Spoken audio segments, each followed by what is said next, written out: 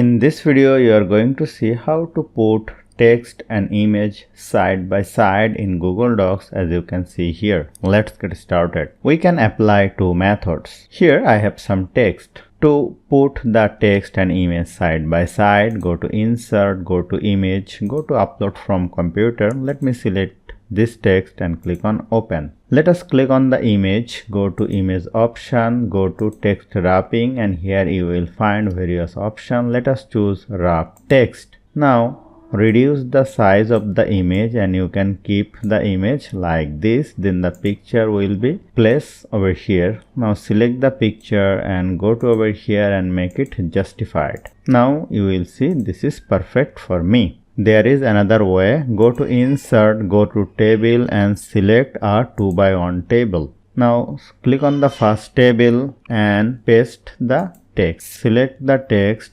and go to over here and make it justified. Now click on another cell, go to Insert, go to Image, go to Upload from Computer.